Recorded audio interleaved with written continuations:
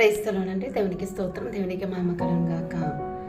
కొంతమంది మా జీవితాలు ఎలా ఉంటాయో, మా జీవితాలు ఏమైపోతాయో అని ఆలోచిస్తూ దిగులు పడుతూ చింతిస్తూ ఉంటారు.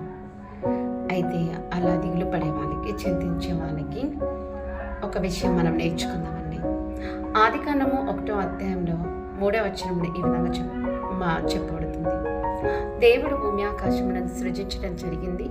అయితే ఏ విధంగా సృష్టించాడు అంటే దేవుడు మాటతోటి సృష్టించడం జరిగింది. ఆయన మాటలో శక్తి ఉంది, ఆయన వాక్యంలో శక్తి ఉంది.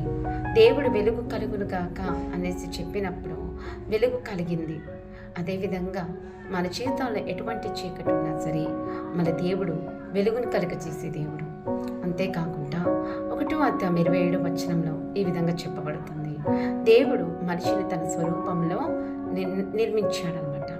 అందుకనేసి మనము దేవుని రూపంలో ఉన్నాము, దేవుని స్వరూపంలో ఉన్నాము, మనం ఆయన ప్రతిబింబం. అందుకనేసి మనము మన జీవితాలు ఎలా ఉంటాయో, మన జీవితాలు ఏమవుతాయో అనేసి ఆలోచించనక్కర్లేదు, బాధపడనక్కర్లేదు, చింతించనక్కర్లేదు. కానీ మన జీవితాలు దేవుని చేతిలో పెట్టాలి. అప్పుడు దేవుడు నిజంగా మన జీవితంలో ఎటువంటి చీకటి ఉన్నా సరే ఆయన మాటతో వెలుగును కలుగజేసే దేవుడు.